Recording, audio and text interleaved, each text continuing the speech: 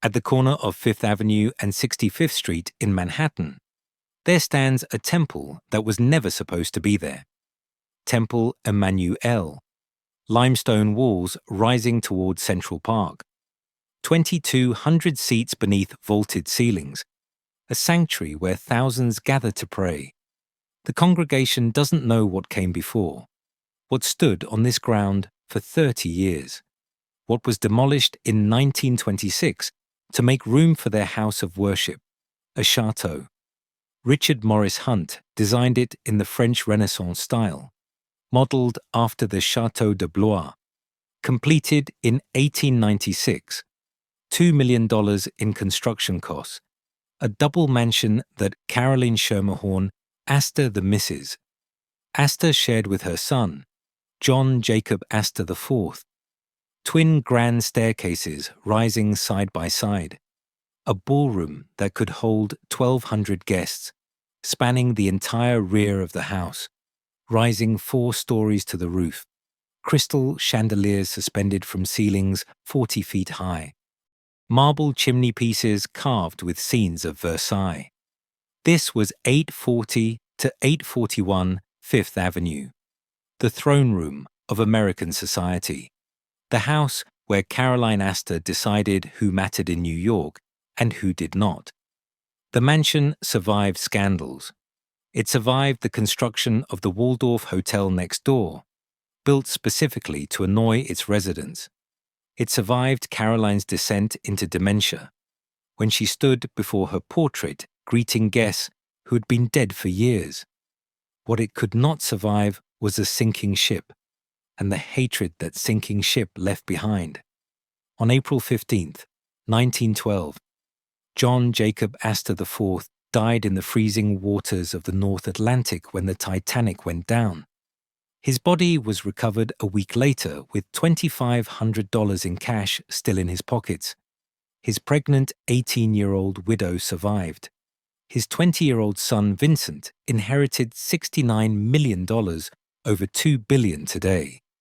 And the baby born 4 months after the disaster would spend the next 47 years fighting for a fortune his half-brother believed he had no right to claim. This is the story of how one cold April night destroyed America's wealthiest family, not with ice, but with something far more corrosive: inheritance and spite. Chapter 1. The Ballroom Where Ghosts Danced. Caroline Schermerhorn, Astor did not ask to move. She was driven out. For 30 years, she had lived at 350 5th Avenue, a brownstone mansion at the corner of 34th Street, the house where she had raised 5 children, the house where Ward McAllister had helped her compile the list of 400 names, the exact number who could fit in her ballroom, that would define New York society for a generation, the house where she had presided as the Mrs. Astor, the only woman in the city who could use that title without a first name. Her nephew, William Waldorf Astor, hated her for it. In 1893, he demolished his own mansion, the house next door where his father had lived, and began construction on a 13-story hotel, the Waldorf. Tourist traffic flooded the block. Construction noise rattled windows from dawn until dark. Dust settled on Caroline's furniture. Strangers pressed their faces against her gates. She held out for 3 years. Then, in 1896, she surrendered. The move uptown to 65th Street and 5th Avenue was not a retreat.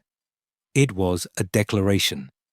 Richard Morris Hunt designed the new house in the French Renaissance style, modelled after the Château de Blois, a double mansion, 841 5th Avenue for Caroline, 840 5th Avenue for her son, John Jacob Astor IV. The two halves shared a ballroom that could hold 1,200 guests, 3 times the capacity of her old house. The ballroom that would give birth to a new 400. The entrance hall rose 2 stories. Busts of Astor ancestors lined the walls. The principal rooms opened off a central corridor running the length of both houses. Caroline's half contained her bedroom suite, a domed boudoir, dressing rooms, guest quarters. Servants occupied the upper floors, dozens of them. The staff required to maintain a house where dust was intolerable and flowers had to be fresh every morning. But the ballroom was the heart. Satin panels covered the walls. Marble tiles laid in herringbone patterns covered the floor, then disappeared beneath 4 massive oriental rugs and 16 narrow Persian runners, all in shades of red. 4 crystal chandeliers hung from the ceiling, each linked to the others by pearl strings that caught light and scattered it across the room. At one end, a marble chimney-piece rose to the ceiling, decorated with 2 male caryatid sculptures supporting a painted panel depicting a gala at Versailles. At the other end, a balcony held a statue of Venus, surrounded by potted plants and a small marble waterfall. And in front of the balcony stood the dais. Fur blankets covered the raised platform. On top of the furs sat a red satin divan. On either side, Louis XVI candelabra held candles that were lit for every reception. Caroline sat on that divan to receive guests. She sat there for hours, her back perfectly straight, her diamonds catching the chandelier light, as New York's wealthiest families approached one by one to pay their respects to the woman who decided whether they mattered. The last great ball took place on January 8th or 9th of 1905. Sources disagree on the exact date. Caroline wore purple velvet trimmed with sable. The jewels at her throat had supposedly belonged to Marie Antoinette. Approximately 600 to 800 guests filled the ballroom. Dinner was served at 11. Dancing continued until dawn. She was 74 years old. The ball held on that January night would be her last. Something happened between 1905 and 1908. The exact sequence remains unclear. At some point, Caroline fell down the marble staircase. Servants found her unconscious on the floor, her white hair disheveled, blood visible from the fall. A doctor came. He stitched the cuts on her head. The wounds healed. Her mind did not. The great chateau on Fifth Avenue fell into a gloomy silence. Rooms once filled with music and laughter were shuttered. Furniture disappeared under dust covers. Chandeliers were swathed in netting to protect them from light and air. In the mornings, Caroline received her butler. She discussed details for dinners that would never take place. She went over guest lists for imaginary balls. In the evenings, after her customary carriage ride through Central Park, she returned to her silent, empty house. According to Dixon Wechter, writing in 1937, Caroline would plant herself in front of her life-size portrait by Carolus Duran when receiving formally. There, in the befogged sunset of her old age, she often stood greeting imaginary guests long dead, exchanging pleasantries with ghosts of the utmost social distinction. Her mind retreated further into the past. At one point, she became convinced she was pregnant. She began preparing a nursery. She was 77 years old. On October 30th, 1908, confined to her bed with heart palpitations. Caroline Webster, Schermerhorn Astor, died. She was 78. Her body was interred at Trinity Church Cemetery in Upper Manhattan. Her daughter Carrie later commissioned a 39-foot cenotaph as a memorial, erected at the intersection of Broadway and Wall Street. The ballroom stood empty. The dais remained in place. The fur blankets and red satin divan exactly where Caroline had left them. The chandeliers hung dark. The marble waterfall no longer ran. Her son Jack had already begun the renovations that would transform the double mansion into a single residence. he hired the architectural firm of Heir and Hastings. The plans called for removing the twin grand staircases and creating one large entrance hall with smaller staircases on either side. The main rooms of his mother's half would be completely redone. The house would finally be his alone. He planned to enjoy it for decades. He had less than 4 years. Chapter 2. The Scandal That Wouldn't Stay Buried. John Jacob Astor IV had married Ava Lowell Willing in 1891. They had 2 children. William Vincent, born November 15, 1891. Ava Alice Muriel, born a few years later. By all accounts, the marriage was largely unhappy. In 1909, they divorced. Divorce among the New York elite was rare. Divorce that became public was catastrophic. Ava was unkind enough to publicize the fact that she had only ever married him for his money. The scandal consumed the society pages for months. Jack Astor, 45 years old and one of the wealthiest men in America, was now a divorced man. His mother had been dead less than a year. The house on Fifth Avenue sat half-renovated, its purpose unclear. Then, at some gathering, whose details have not survived, he met Madeline Talmadge Force. She was 17 years old, the daughter of a wealthy and socially prominent Brooklyn family. Beautiful, poised, alive in a way that Jack, at 47, had perhaps forgotten how to be. By the summer of 1911, they were engaged. The age difference, 29 years, shocked even a society accustomed to May-December marriages. Madeline was 1 year younger than Jack's son, Vincent. The wedding would make Vincent's new stepmother younger than he was. They married on September 9th, 1911, at 9:55 in the morning. The ceremony took place in the white and gold ballroom at Beechwood, the Astor family's Newport mansion. Reverend Joseph Lambert officiated. The guests were few. The press coverage was extensive and unkind. Vincent Astor was 20 years old. His relationship with his father had already been strained. Now his father had married a girl 18 months younger than Vincent himself. A girl Vincent viewed as a fortune hunter, an interloper, someone who had no right to the Astor name. The resentment that began on September 9th, 1911, would last 47 years. Jack and Madeline fled to Egypt and Europe for an extended 3-month honeymoon. They hoped the gossip would die down. It did not. When Madeline became pregnant during their travels, they decided to return home. In April of 1912, they booked passage on the maiden voyage of the Titanic from Southampton to New York. The house on Fifth Avenue awaited them. Jack had spent 3 years converting the double mansion into the perfect home. In February of 1911, 7 months before his wedding, he had hosted a grand housewarming for 208 guests. Mrs. Ogden Mills had served as hostess, stepping in for the wife who had left him. Now, finally, there was a new Mrs. Astor. The renovations were complete. One grand entrance hall replaced the twin staircases. The rooms that had been his mother's were now theirs.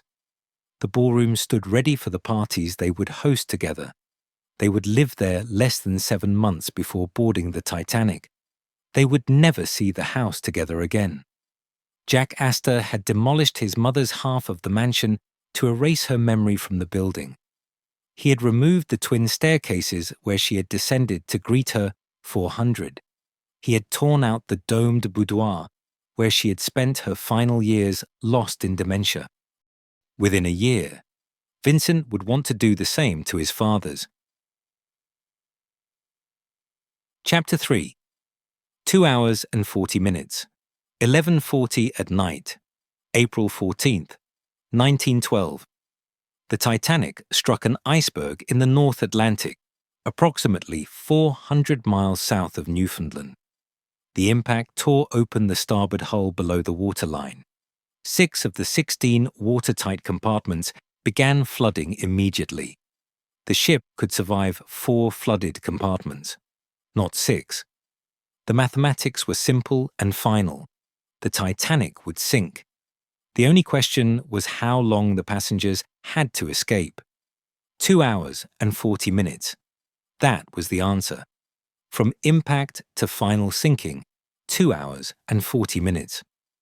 John Jacob Astor IV was in his stateroom when the collision occurred. He and Madeline dressed quickly. They went up to the boat deck. The night was calm. The sea was flat. The temperature hovered just above freezing. Ice littered the deck where it had fallen from the berg as the ship scraped past. The crew began loading lifeboats around midnight. Women and children first. Astor ensured that Madeline, 5 months pregnant, was placed in lifeboat number 4. He asked if he could accompany her, given her condition. The officer refused. Astor stepped back. He helped load other women into the boat. Then he stood on the deck and watched as lifeboat number 4 was lowered toward the black water, 60 feet below. It was approximately 1:40 in the morning. Astor had 40 minutes left to live. What he did during those 40 minutes, no one can say with certainty. He remained on deck. He may have gone to the smoking room. He may have joined the men gathering near the stern as the bow sank lower and the deck began to tilt. He was seen by several passengers. He was calm. He smoked a cigarette. At 2:20 in the morning, the Titanic's stern rose out of the water. The lights went out. The ship broke in half. The bow section plunged toward the ocean floor. The stern bobbed for a moment, almost vertical, before it too began to slide beneath the surface.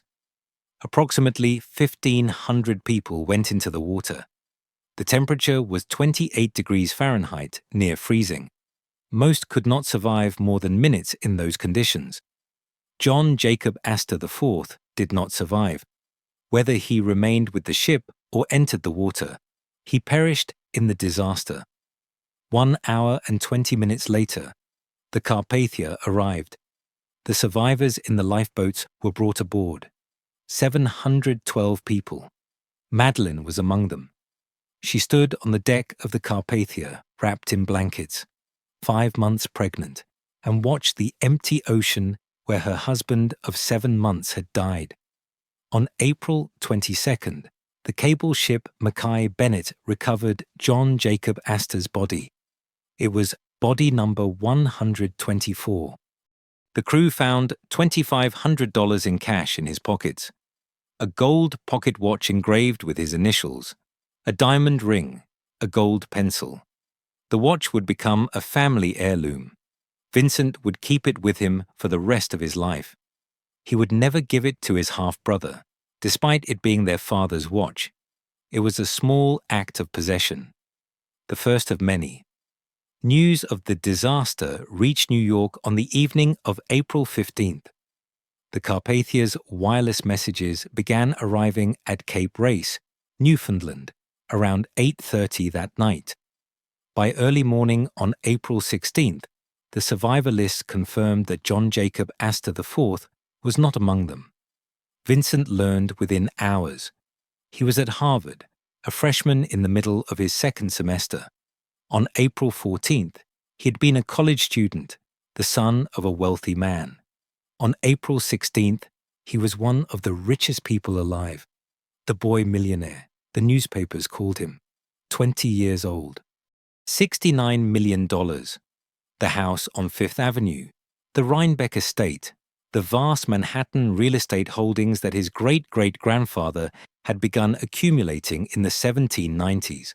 All of it, now his, at 840 to 841 Fifth Avenue. The house stood ready. The renovations complete. The new Mrs. Astor's belongings unpacked in rooms she would never share with the man who had built them for her. The ballroom silent. the entrance hall empty, the mansion waiting for an owner who would never arrive. 4 months later, Madeline would give birth to a son in that house, Vincent's house now. Vincent would inherit it immediately upon their father's death, and he would make sure that Madeline and her son understood they were guests, not family, never family. Chapter 4. The Boy Millionaire. The will was read. The numbers were staggering. John Jacob Astor IV's estate totaled $85 million.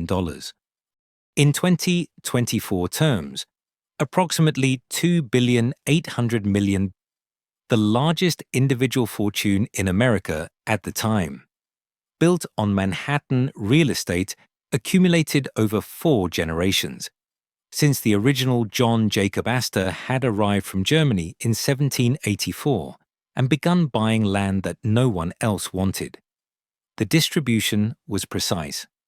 Vincent Astor received $69 million, $2.2 billion in modern currency.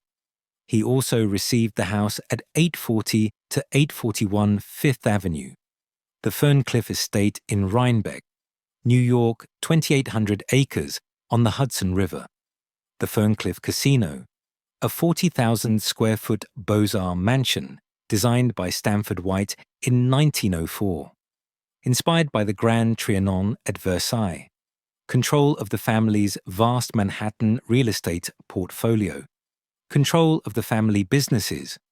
Ava Alice Muriel Astor, Vincent's sister, received a trust fund of $10 million, $330 million in modern terms. Madeline Astor received the income from a $5 million trust fund, approximately $160 million in current value, substantial annual income $200,000 per year, the right to live in the Fifth Avenue mansion, the right to live in Beechwood, the Newport estate, her choice of luxury automobile from the Astor collection, 5 of the family's prized horses. All of this, provided that she did not remarry. If she remarried, she would lose everything: the trust fund income, the annual payments, the houses, the car, the horses, everything. The will mentioned that any surviving child other than Vincent and Ava would receive $3 million, to be held in trust until the child reached age 21. The baby was not yet born. Madeline was 5 months pregnant. The child would receive $3 million. Vincent had received $69 million. The disparity was noted. It would matter. Vincent was 20 years old when his father died. A Harvard freshman, he had enrolled in 1911. After the Titanic, he dropped out. He never returned. He never graduated. What was the point? The newspapers dubbed him the Boy Millionaire. His fortune made him one of the richest men alive. At 20, he controlled more money than he could spend in 10 lifetimes. But contemporaries who knew him described a young man who was quick to anger, tone-deaf, lanky, and quite socially awkward. Throughout his childhood, Vincent would trip over his own overly large feet and often be sent away from his mother's company for being unsightly. He oscillated between being a recluse and an immature prankster. He had endured a difficult family life, a terrifying and abusive mother, chronically poor health. Many of Vincent Astor's contemporaries found his company very unpleasant. All 3 of his eventual wives would agree. The Ferncliff Casino stood on the Rhinebeck estate, like a monument to a world that Vincent had inherited but never earned. Stanford White had designed it as an homage to Versailles. 40,000 square feet, Beaux-Arts perfection, soaring ceilings, intricate plasterwork, rooms designed for entertaining on a scale that would impress European royalty. Vincent would be the last member of the Astor family to own it. After his death, it would be given away, broken into pieces, scattered like his father's body had been scattered into the North Atlantic. The will's language was specific. Any surviving child other than Vincent and Ava would receive $3 million. The baby was not yet born. Vincent had 4 months to decide how he felt about having a half-brother. 4 months to consider whether this unborn child, the son of the 18-year-old woman his father had scandalized New York by marrying, deserved to be called an Astor. He chose hatred. It would last 47 years. Chapter 5. The Titanic Baby. August 14th, 1912, 8:15 in the morning. In the mansion at 840 Fifth Avenue, the house that now belonged to Vincent and Madeline gave birth to a son. 4 months had passed since the Titanic sank. 4 months since John Jacob Astor IV had died in water so cold it was nearly ice. The baby would never meet his father. The press immediately dubbed him the Titanic Baby. The nickname would follow him for the rest of his life. They named him John Jacob Astor VI. His family called him Jakey. Vincent was the child's half-brother, 20 years old, owner of the house where the birth took place, heir to $69 million. He had 4 months to decide how he felt about this baby. 4 months to consider whether his father's son by an 18-year-old bride deserved to be called an Astor. Vincent deeply resented his stepmother Madeline. That resentment led him to believe that Jakey was not even a biological Astor. He had nothing but contempt for the child. Having despised his younger half-brother since birth, Vincent would ensure that Jakey understood his place. Not family, not really. A mistake, a burden, a reminder of the scandal that had consumed their father's final year. The accusation that Jakey was not legitimate would follow him his entire life. Madeline left New York. She took her son to Beechwood, the Astor family's Newport mansion at 580 Bellevue Avenue. The house had been built between 1852 and 1853 by Andrew Jackson Downing and Calvert Vaux. A fire in 1855 had destroyed much of it. Vaux rebuilt it with modified plans.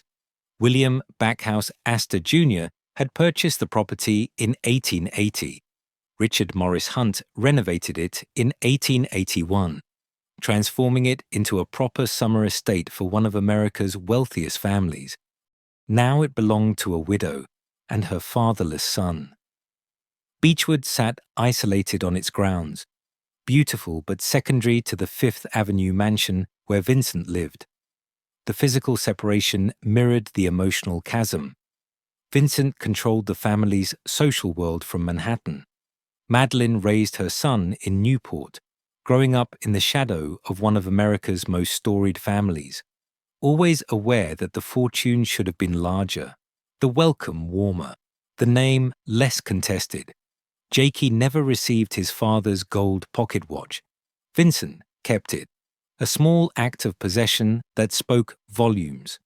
The watch had been recovered from John Jacob Astor's body.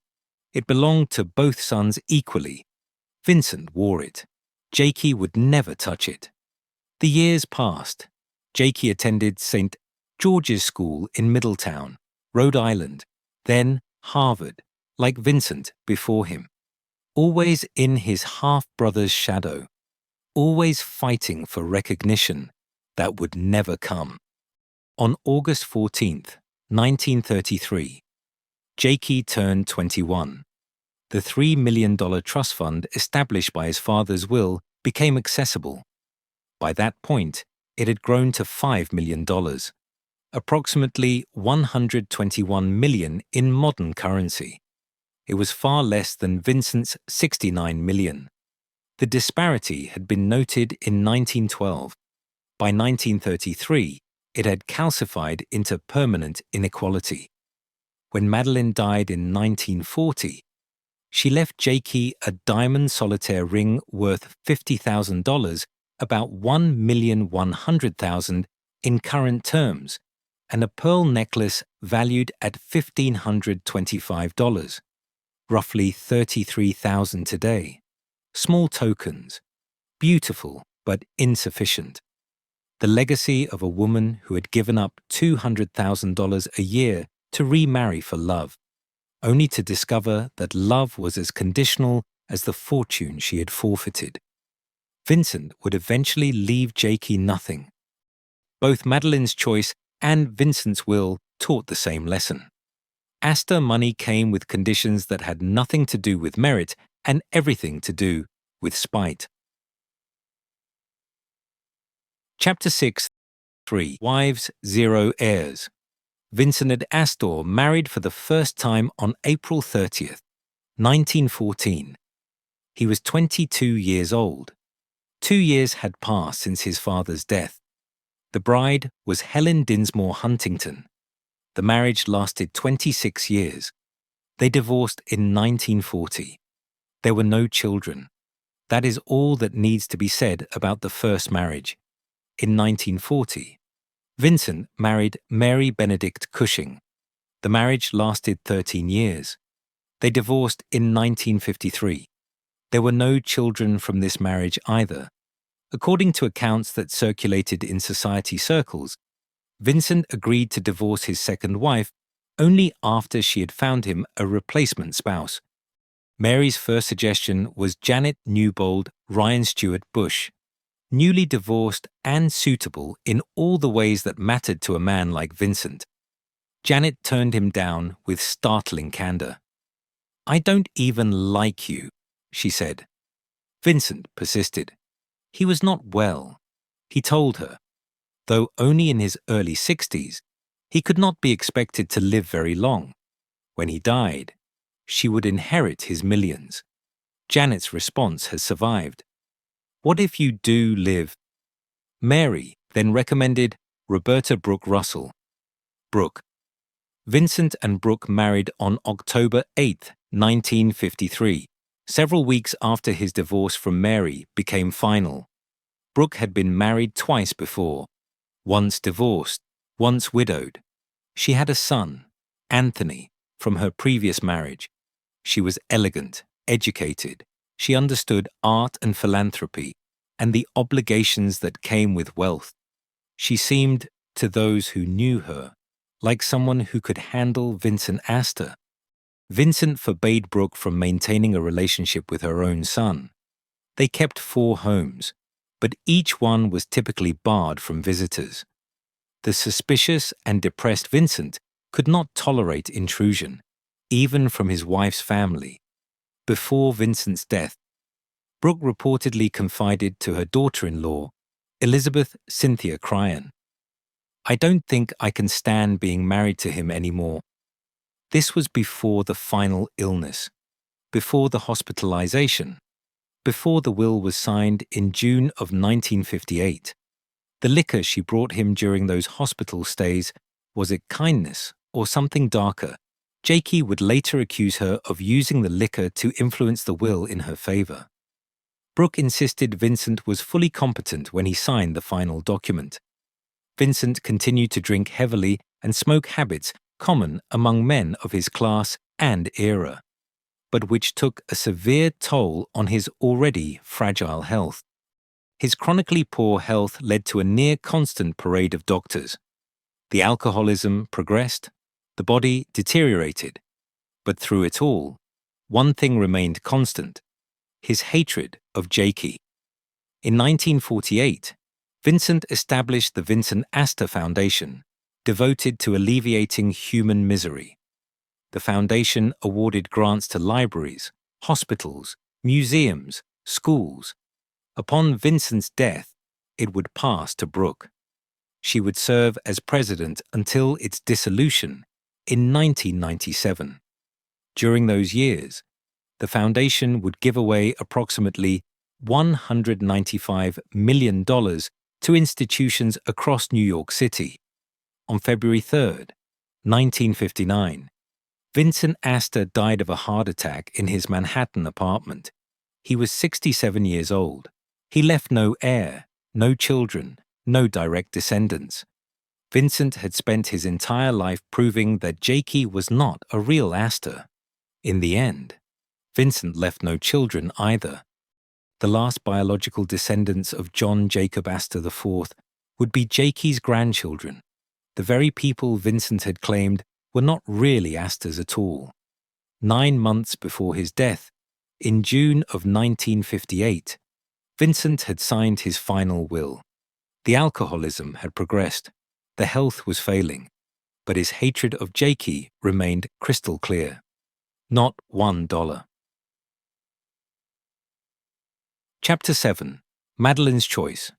4 years after the Titanic, Madeline Astor made a decision that would define the rest of her life.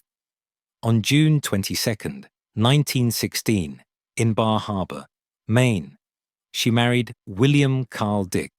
He was a banker, born in 1888, a childhood friend, someone she had known before John Jacob Astor, before the scandal, before the ship went down and made her the most famous widow in America. The marriage meant forfeiture. According to the terms of John Jacob Astor's will, Madeline had been granted substantial support. Annual income of $200,000 from a $5 million trust fund. The right to live in the Fifth Avenue mansion with all its furnishings. The right to live in Beechwood, the Newport estate, with all its furnishings. Her choice of luxury limousine from the Astor collection. 5 of the family's prized horses. All of this was conditional on one thing. She could not remarry. If she remarried, she would lose everything. The trust fund income, the annual payments, the houses, the car, the horses. All of it would revert to the estate. She would be left with whatever her new husband could provide. On June 22, 1916, Madeline chose love over fortune. Or perhaps she chose escape over gilded captivity. The result was the same. She forfeited $200,000 a year in trust income. She forfeited the right to live in the mansion on Fifth Avenue where her son had been born. She forfeited the right to live in Beechwood, where she had spent the years since the Titanic trying to build a life from the wreckage of the one she had lost. She married William Dick and began again. They had 2 sons, William Force Dick, born in 1917, John Henry Dick, born in 1919. John Henry would grow up to become an ornithologist and artist. For 17 years, Madeline was Mrs. Dick. She raised 3 boys. She lived quietly, away from the society pages that had once documented her every move. On July 21st, 1933, she divorced William Dick in Reno, Nevada. 4 months later, on November 27, 1933, she married again, a civil ceremony in New York City. The groom was Enzo Fiamonte, an Italian boxer. He was 26 years old. She was 40. The age gap was 14 years. Smaller than the gap between her and John Jacob Astor, but shocking nonetheless. Jakey strongly opposed the marriage. It caused a temporary rift between mother and son. The union was volatile from the start. On May 2, 1938, Madeline filed for divorce in Florida. It was granted on June 11, 1938, on grounds of extreme cruelty. After this divorce, her active social life came to an end. The woman who had once been the most famous young widow in America retreated from public view. On March 27, 1940, Madeline died at her home in Palm Beach, Florida. She was 46 years old. 28 years had passed since the Titanic sank. The death certificate listed coronary occlusion heart failure. She was 46 years old. Some who knew her suspected the toll of grief and stress had been greater than anyone realized. Madeline had survived the Titanic. She had survived scandal and poverty and 3 marriages. She had survived giving up $200,000 a year to marry for love. What she could not survive was 28 years of being the second Mrs. Astor, a title that came with a fortune she could not keep, and a son that Vincent would never accept. When she died, she left Jakey the diamond ring and the pearl necklace. Small treasures, insufficient compensation for the childhood he had endured, the legitimacy that had been questioned, the fortune that had been denied. Vincent would leave him nothing at all. Chapter 8, June 1958. In June of 1958, 9 months before his death, Vincent Astor signed his final will.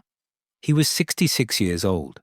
The alcoholism had progressed beyond the point where it could be hidden. The chronically poor health that had plagued him since childhood now dominated every day. Doctors came and went. Brooke attended to him during his hospitalizations. Whether her care reflected genuine devotion or had ulterior motives would later become a matter of legal dispute. The will was explicit. Everything went to the Vincent Astor Foundation and to his wife, Roberta Brooke Russell Astor. The foundation would continue its work alleviating human misery through grants to libraries, hospitals, museums, and schools. Brooke would become its president, controlling how the money was distributed, which institutions received support, which causes mattered. John Jacob Astor VI. Jakey received nothing, not $1 from the fortune his father had left, not $1 from the $69 million that Vincent had inherited in 1912, not one acknowledgement that they shared a father, shared blood, shared a name that Vincent had spent 47 years insisting Jakey had no right to claim. On February 3, 1959, Vincent died of a heart attack in his Manhattan apartment. He was 67 years old.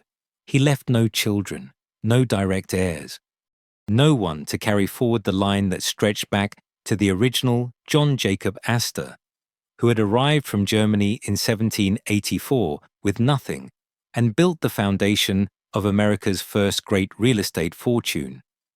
Jakey felt cheated. He stated publicly that Vincent had the legal, not the moral, right to keep all the money. The distinction mattered to him. Legally, Vincent could do whatever he wanted with the fortune. Morally, the son of John Jacob Astor IV deserved more than the $3 million trust fund established in 1912 and the $250,000 settlement he was about to receive. Jakey believed Vincent had been mentally incompetent when he signed the will in June of 1958. The alcoholism, the constant hospitalization, the parade of doctors treating conditions that medication could only temporarily relieve. How could a man in that state make clear decisions about a fortune of this magnitude? Brooke insisted Vincent had been fully competent. The will had been properly executed. Vincent knew exactly what he was doing when he signed the document that gave everything to the foundation and to her, and nothing to his half-brother. Jakey sued. The lawsuit named Brooke Russell Astor as defendant. The accusations were specific. Brooke had brought liquor to Vincent while he was hospitalized. She had used that liquor to influence the will in her favor. She had taken advantage of a sick, dying man to ensure that she, not Jakey, controlled what remained of the Astor fortune. The case never went to trial. In late 1959, Jakey settled $250,000, approximately $2,700,000 in modern currency. The rest of the money, everything else remained with the Vincent Astor Foundation and with Brooke. The mathematics were brutal. The original estate in 1912 had totaled $85 million. Vincent had received $69 million. Jakey's trust fund, accessible when he turned 21 in 1933, had grown to $5 million. The 1959 settlement added $250,000. Total received by John Jacob Astor VI over the course of his life $5,250,000. out of an original $85 million estate. That represented 6.2%, less than 7 cents on every dollar his father had left. Vincent's hatred of Jakey had been so complete that he spent his final year ensuring Jakey would receive nothing more. The alcoholic, bitter, childless man had signed away a fortune to his third wife, rather than acknowledge his own father's son. Revenge had been more important than legacy. Spite had been more important than blood. What did Vincent accomplish with this hatred? He died alone. He left no children. The fortune he had guarded so jealously would be given away by a woman he had forbidden from seeing her own son. The mansion on Fifth Avenue had already been demolished in 1926. The Ferncliff estate would be broken into pieces and scattered within 4 years of his death. The name Astor would survive on buildings he had donated money to, streets named in his family's honor, and in the memories of a few historians who studied the Gilded Age.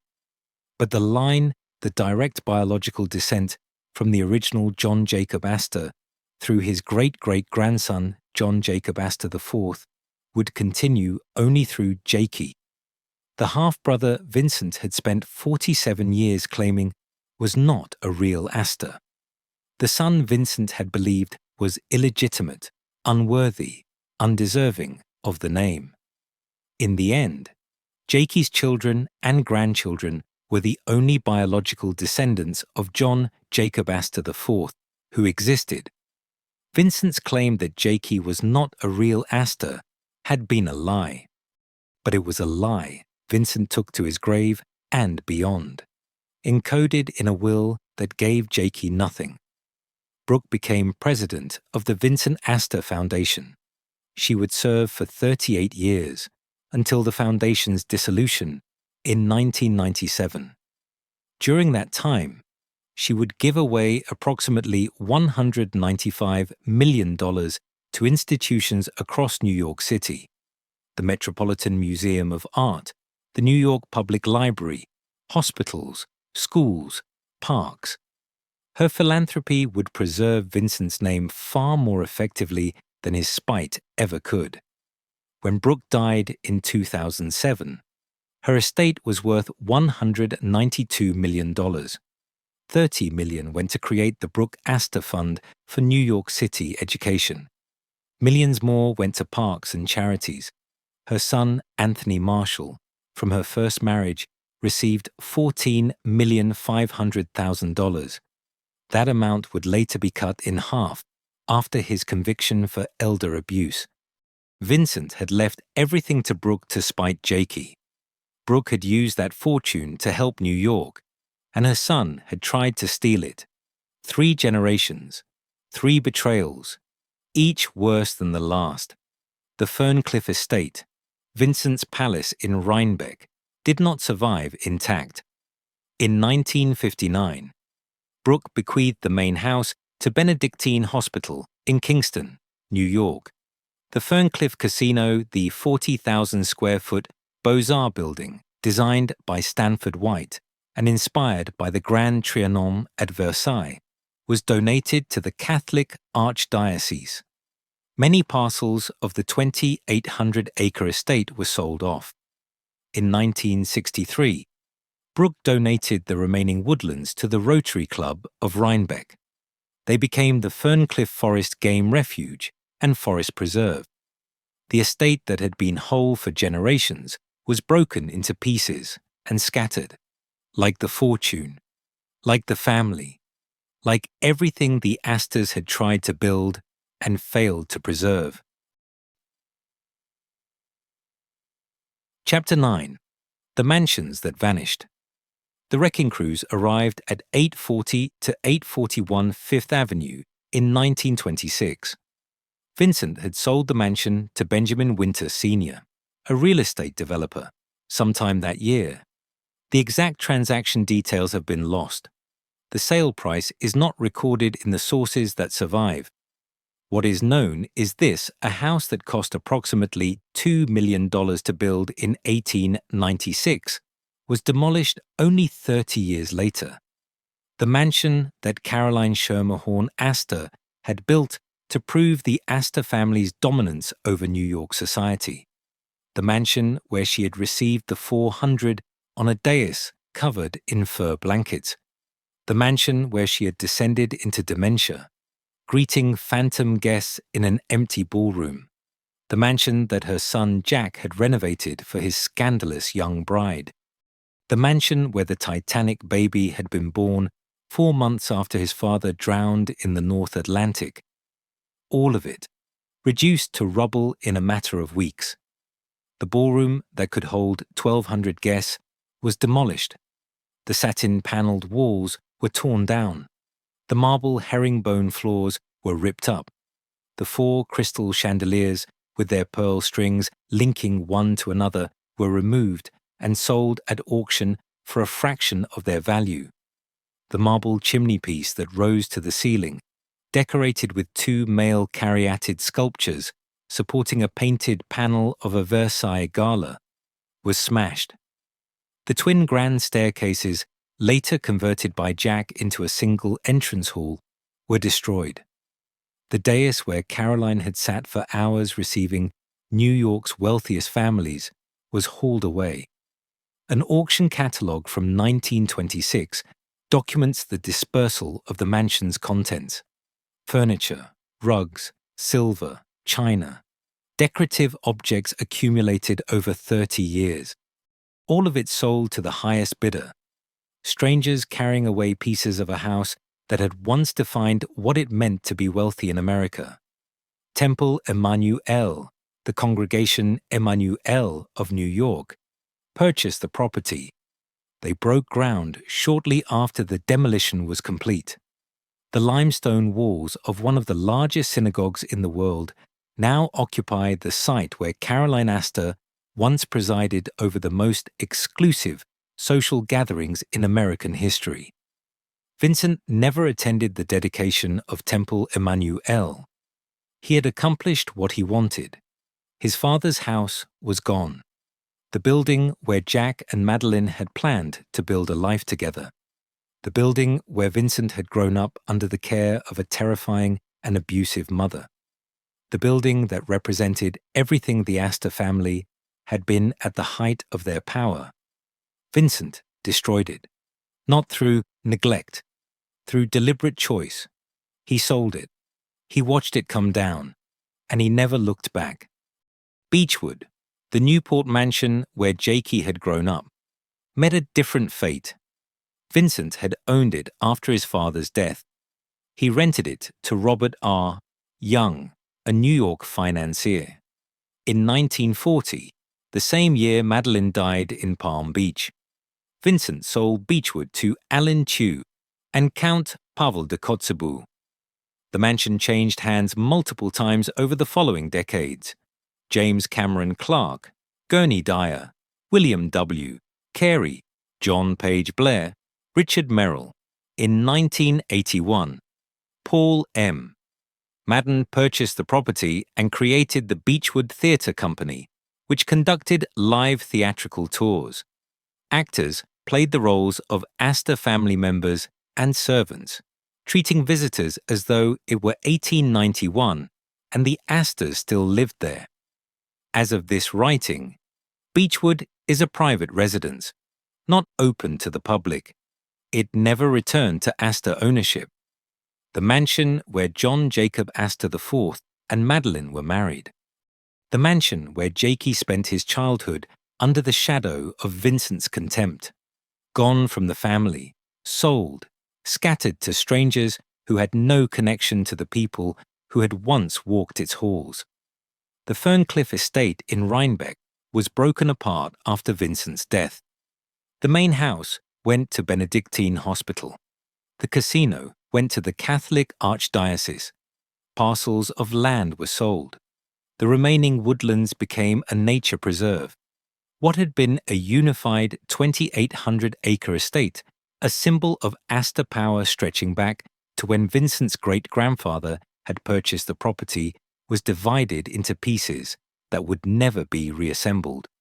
Even Caroline's original brownstone at 350 Fifth Avenue and 34th Street did not survive. After she fled uptown to escape the Waldorf Hotel that her nephew had built to drive her out, the brownstone where she had lived for 30 years was demolished. Jack Astor built a competing hotel on the site, the Astoria, to match his cousin William Waldorf's Waldorf. The two hotels eventually merged into the Waldorf Astoria. In 1929, both original buildings were torn down. A new Waldorf Astoria opened on Park Avenue in 1931. The site where Caroline had once presided over New York society became, briefly, the Empire State Building construction site.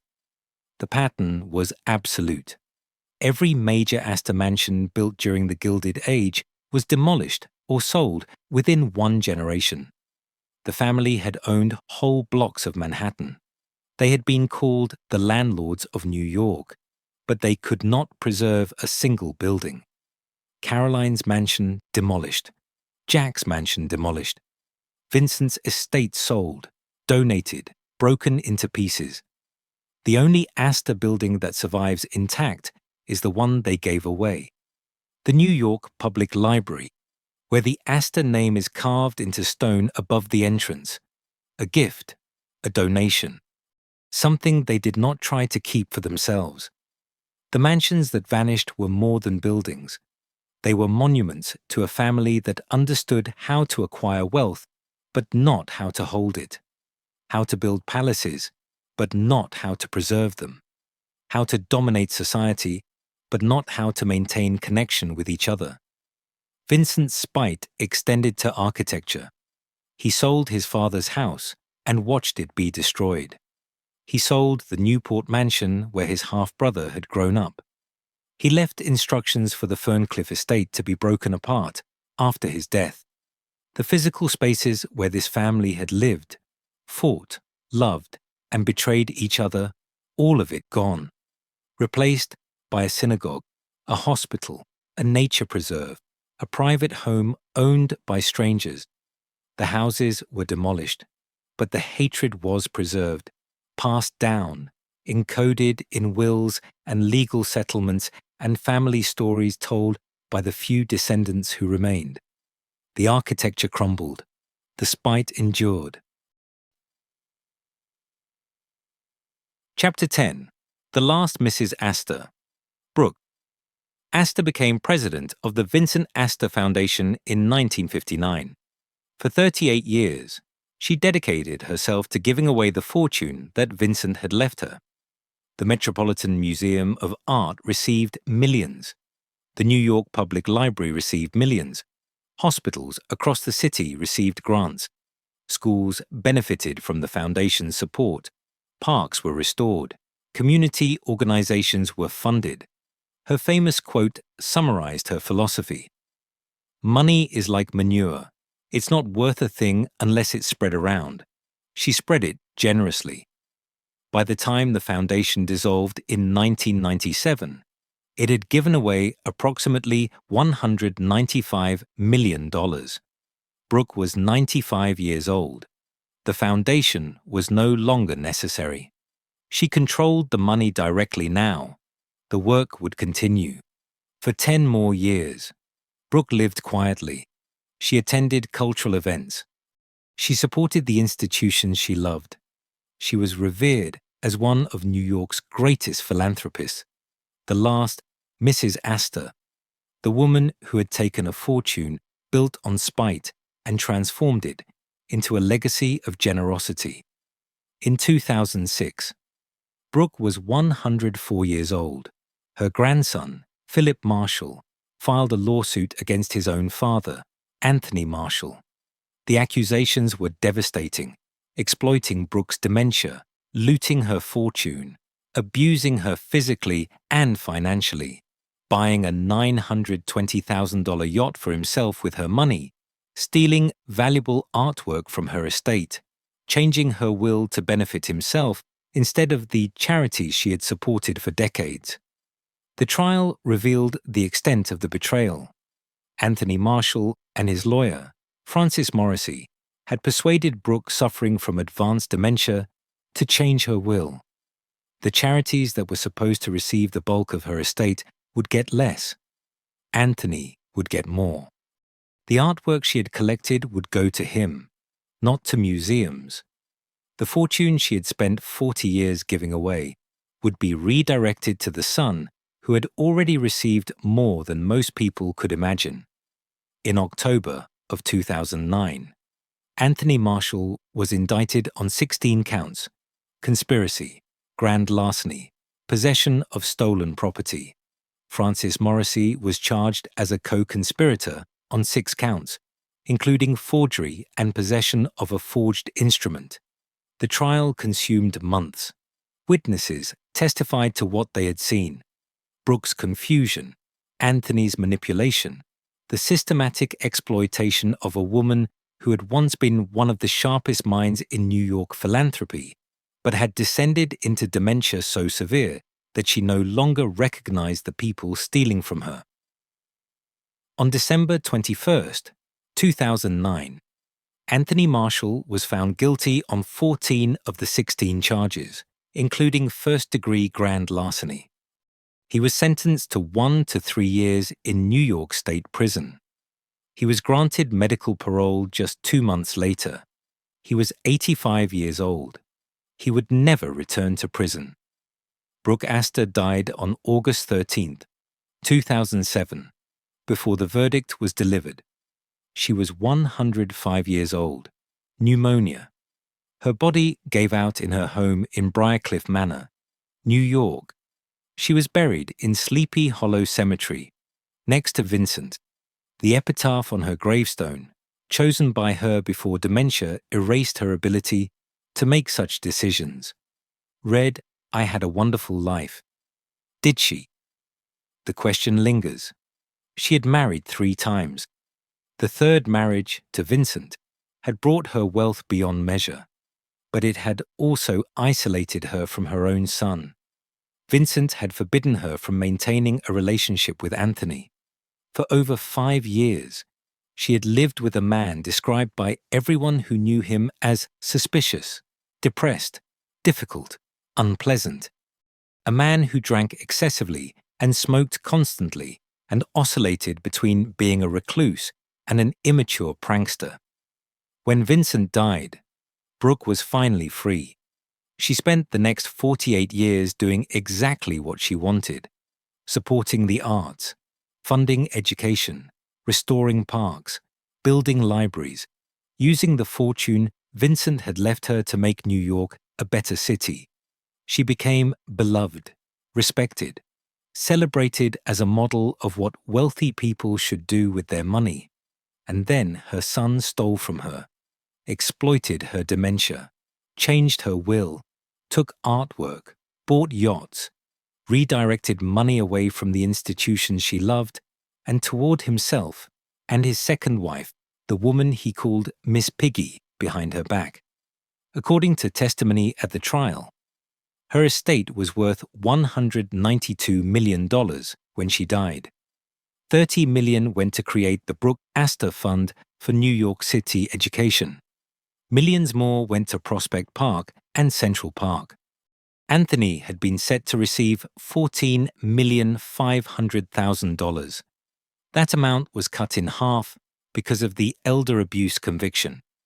He later cut his own sons Philip and Alec, the grandsons who had tried to protect their grandmother, out of his will entirely.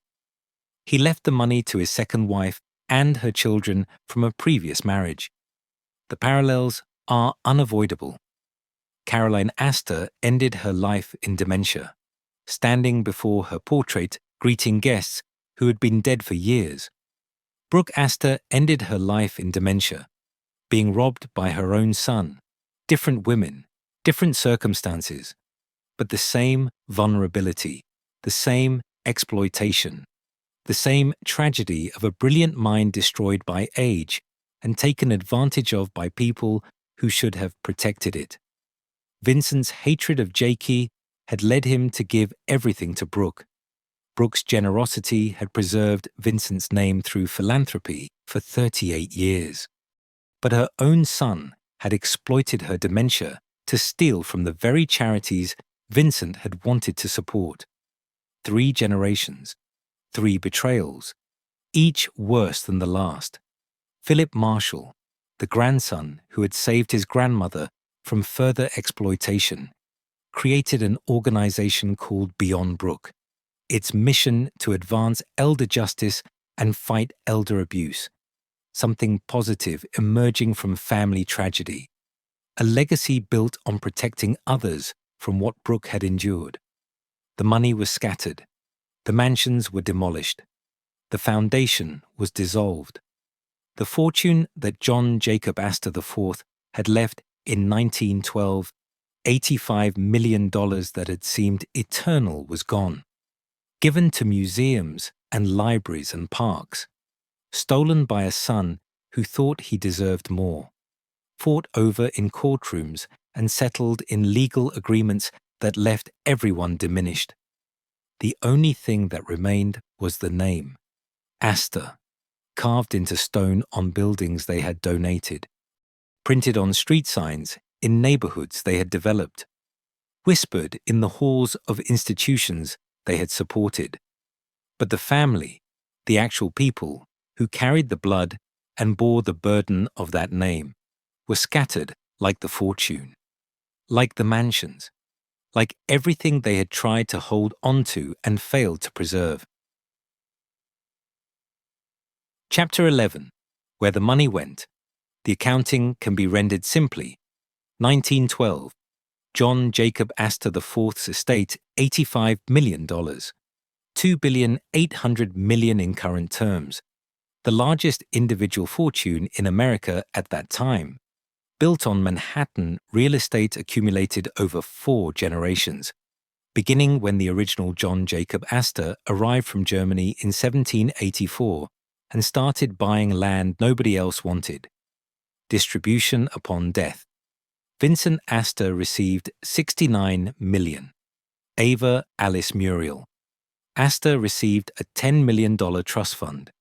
Madeline Astor received income from a $5 million trust fund plus annual payments, conditional on not remarrying. The unborn child Jakey would receive $3 million in trust, accessible at age 21. 1933. Jakey turned 21. The $3 million trust had grown to $5 million, approximately $121 million in modern currency. He gained access to money his father had set aside for him 21 years earlier. It was far less than Vincent's $69 million. The disparity was permanent. 1940. Madeline died in Palm Beach.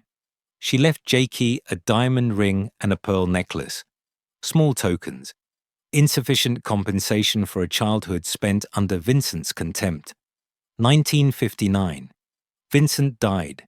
His will left everything to the Vincent Astor Foundation and to his widow, Brooke. Jakey received nothing. He sued. The case settled. Jakey received $250,000, approximately $2,700,000 in current terms. The rest, everything else, remained with the foundation and with Brooke. Total received by Jakey over his lifetime: $5 million from the trust fund plus $250,000 from the settlement. $5,250,000 out of an original $85 million estate. That represented 6.2%, less than 7 cents on every dollar his father had left. The Ferncliff estate was dispersed after Vincent's death. The main house went to Benedictine Hospital in Kingston, New York. The 40,000-square-foot casino designed by Stanford White went to the Catholic Archdiocese. Parcels of land were sold. The remaining woodlands were donated to the Rotary Club of Rhinebeck and became the Ferncliff Forest Game Refuge and Forest Preserve. The estate that had been unified for generations was broken into pieces that would never be reassembled. The mansion at 840 to 841 Fifth Avenue had already been demolished in 1926, sold to a real estate developer, reduced to rubble, replaced by Temple Emmanuel, the house where Caroline had presided over New York society, where Jack had planned to build a life with Madeline, where the Titanic baby had been born, gone. 30 years after completion, destroyed. 1997. The Vincent Astor Foundation dissolved. Brooke was 95 years old, over 49 years. The foundation had given away approximately $195 million. The Metropolitan Museum of Art, the New York Public Library, hospitals, schools, parks, community organizations. The fortune that Vincent had guarded so jealously was scattered across New York City in the form of wings on museums, reading rooms in libraries, restored landscapes in parks. 2007. Brooke died. Her estate $192 million. $30 million went to create the Brooke Astor Fund for New York City education. Millions more went to parks and charities. Her son, Anthony Marshall, had been set to receive $14,500,000. That amount was cut in half after his conviction for elder abuse. Anthony then cut his own sons, Philip and Alec, the grandsons who had tried to protect Brooke, out of his inheritance entirely. He left the money to his second wife and her stepchildren. 1992. Jakey died in Miami Beach, Florida. He was 79 years old. He had married 4 times. He had children. William Backhouse Astor III, born in 1935. Mary Jacqueline Astor, born in 1949. After the settlement in 1959, he had lived quietly, away from the public eye. The Titanic baby. The half-brother Vincent had claimed was not a real Astor, the last direct male descendant of John Jacob Astor IV. He was buried at Trinity Church Cemetery in Upper Manhattan, next to his parents John Jacob Astor IV and Madeline. 2025. No Astor fortune remains intact. The money has been given away, stolen, dispersed, scattered. What survives is the name. Astor Place in New York City, Astor Street in Chicago, the neighborhoods called Astoria in Queens, Oregon, Illinois, Missouri, buildings that bear the Astor name because the family donated money the New York Public Library, wings of the Metropolitan Museum, the Waldorf Astoria Hotel on Park Avenue, though the original Waldorf and Astoria hotels were demolished in 1929. In Britain, the Astor line continues through titles: Viscount Astor, Baron Astor of Hever, descendants of the family members who moved to England in the late 19th century and built their own dynasty separate from the American branch. But the American fortune, the $85 million that John Jacob Astor IV left in 1912, is gone. Spent on museums and libraries, stolen by an abusive son, settled in lawsuits, divided among heirs who used it and lost it and gave it away.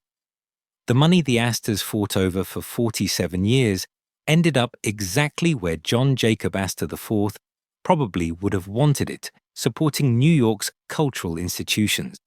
Libraries where anyone could read, museums where anyone could see art, parks where anyone could walk. But it took 3 deaths, 1 lawsuit, 1 elder abuse conviction, and the complete destruction of the family to get there. The fortune is gone. The mansions are demolished. The family is scattered. What remains is carved into stone above doorways and printed on street signs. A name that once meant power. Now it means what was given away, not what was kept. Even in death, separated. At the corner of 5th Avenue and 65th Street, Temple Emmanuel rises toward Central Park. 2,200 people can sit beneath its vaulted ceilings. The limestone walls glow in afternoon light. Visitors enter through bronze doors and find themselves in a sanctuary built on the ruins of something else. Beneath this ground, there was once a ballroom. Satin-paneled walls, marble floors in herringbone patterns, 4 crystal chandeliers linked by pearl strings, a dais covered in fur blankets where Caroline Schermerhorn Astor sat for hours, her back perfectly straight, her diamonds catching light, as New York's wealthiest families approached to pay their respects. That ballroom is gone.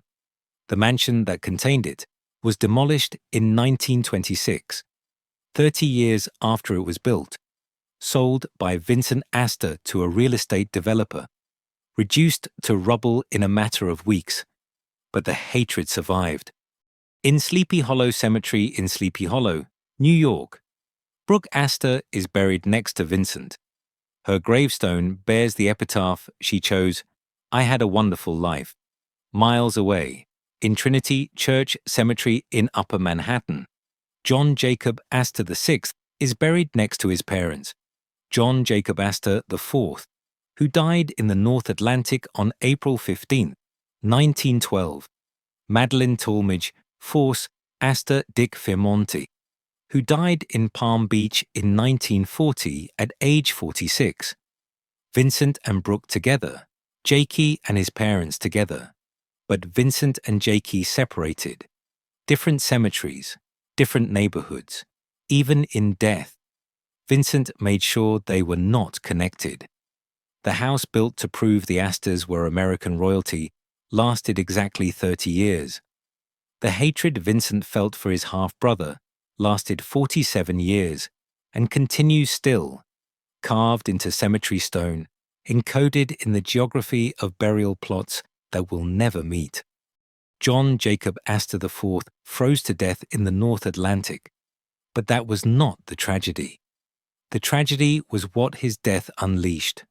2 brothers separated by ice and spite, fighting over a fortune neither could hold, destroying a legacy neither could preserve, proving that some families do not need the Titanic to sink. They can do it all by themselves, one bitter decision at a time. The ballroom where Caroline greeted phantoms is now a sanctuary where people pray. The fortune is scattered, the mansions are demolished, the family is broken, and the brothers remain separated forever.